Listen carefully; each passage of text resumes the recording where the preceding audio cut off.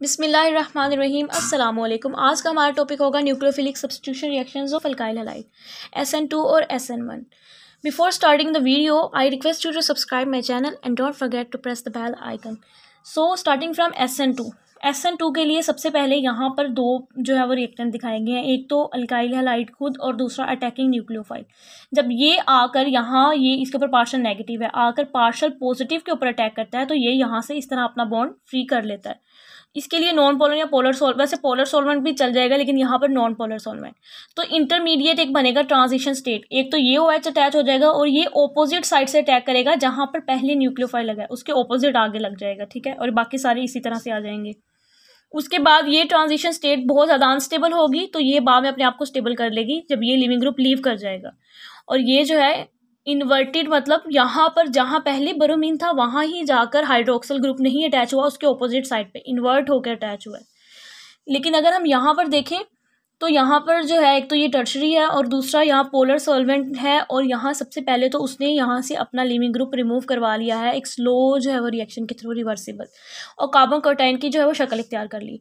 अब ये OH group यहाँ तो यहाँ से आई और ये OH यहाँ तो यहाँ से आई, ये किसी साइड से भी आकर इसके ऊपर पार्शियल नेगेटिव है, इसके पार्शियल पॉजिटिव के ऊपर अटैक कर सकता है और हमें प्रोडक्ट दे सकता है। और दूसरी बात ये कि ऑप्टिकली एक्टिव होता है, ठीक है। और आगे इसकी टाइमिंग का हमें पता होना चाहिए। क्या है कि सबसे पहले तो यहाँ पर सबसे पहले जो है वो बॉन्ड ब्रेक और साथ ही बॉन्ड फॉर्मेशन दोनों साथ साथ हो रहे हैं, साथ ही यहाँ बॉन्ड टूटा, साथ ही अगला बॉन्ड बन गया। लेकिन यहाँ पर पहले बॉन्ड ब्रेक हुआ है, उसके बाद बॉन्ड फॉर्मेशन हुई है SN1 के अंदर। स्टेप इसके अंदर नो डाउट इसका नाम SN2 है, वो जो SN2 नाम है वो सिर्फ और सिर्फ मोलिकुलैरिटी ऑर्डर की बेस पर है, लेकिन ये स्टेप सिंगल ही है। लेकिन यहाँ पर ये जो है SN1 की डबल स्टेप है। न्यूक्लियोफाइल का अटैक ये ऑपोजिट टू लिविंग, ठीक है, यहाँ ऑपोजिट साइड से आता है ताकि लिविंग ग्रुप के ऑपोजिट साइड से इसका ज़्यादा सही इफेक्ट है, और 100% इसके अंदर इन्वर्जन होगी मॉलिक्यूल की। मॉलिक्यूल हमेशा जो है वो ऑपोजिट साइड पर अटैच होगा, लेकिन यहाँ पर जो है वो कहीं से भी अटैक कर सकता है।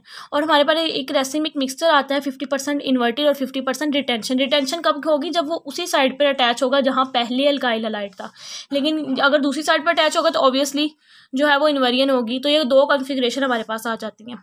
मॉलिक्युलैरिटी इसके लिए दो हैं, देखिए इसके मॉलिक्यूल्स दो हैं और ये दो मैंने नीचे दिखाए भी हैं। इसके लिए मॉलिक्युलैरिटी का जो फर्स्ट स्टेप है वो स्लो स्टेप है। जो स्लो स्टेप होता है that is rate determining step, और जो रेट डिटर्मिनिंग स्टेप होता है सिर्फ उसी की मॉलिक्युलैरिटी काउंट होती है, और उसके लिए मॉलिक्युलैरिटी 1 है। खुद देख सकते हैं आप, सिर्फ और सिर्फ इसके अंदर अल्काइल हैलाइड है, सिर्फ और सिर्फ जो है वो अल्काइल हैलाइड है। बॉन्ड इक्विवेलेंस क्या है? एक्सटेंट ऑफ बॉन्ड फॉर्मेशन और बॉन्ड ब्रेकेज दोनों इक्वल और एट अ सेम टाइम जो है वो प्रोसीड हो रहे हैं। लेकिन यहाँ पर पहले जो है वो फर्स्ट स्टेप के अंदर स्लो है, उसके अंदर रेट डिटर्मिनिंग वो स्टेप है, और अदर स्टेप जो है वो फास्ट है।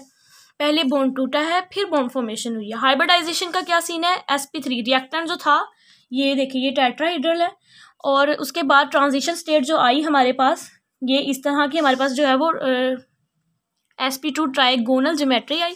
उसके बाद जो हमारे पास प्रोडक्ट आया वो अगेन जो था वो sp3 था। यहाँ पर जब हम यहाँ दूसरे SN1 के अंदर हम देखें फर्स्ट स्टेप के अंदर sp3 से sp2 में गया है, वो ट्रांजिशन स्टेट भी ऑलमोस्ट जो है वो sp2 है। और उसके बाद जब वो प्रोडक्ट भी जाने लगा तो वो दोबारा से जो है वो पहले जैसा हो गया तो sp3 हो गया है। नेक्स्ट आ जाता है कॉन्फ़िगरेशन, वो ऑलरेडी बात हो चुकी है इसकी। 100% इन्वर्जन हुई है SN2 की, लेकिन SN1 के अंदर 50% इन्वर्जन और 50% रिटेंशन का एक रेसिमिक मिक्सचर आया है हमारे पास।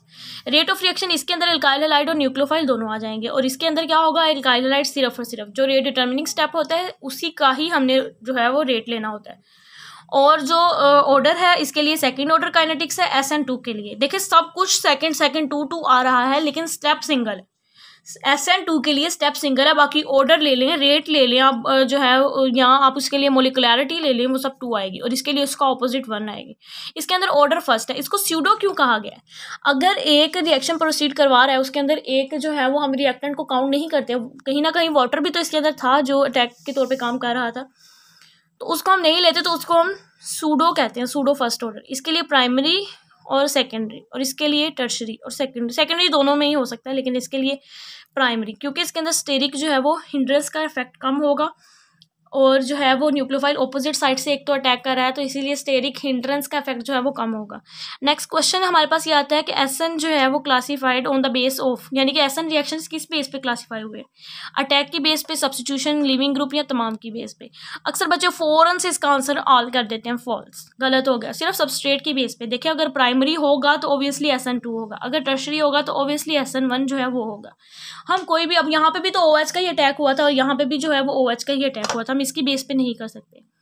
बाकी SN2 के अंदर अगर कंसनट्रेशन डबल हो रही है, ठीक है, ये कंसनट्रेशन और ये कंसनट्रेशन डबल हो रही है, रिएक्शन 4 टाइम्स हो जाएगा।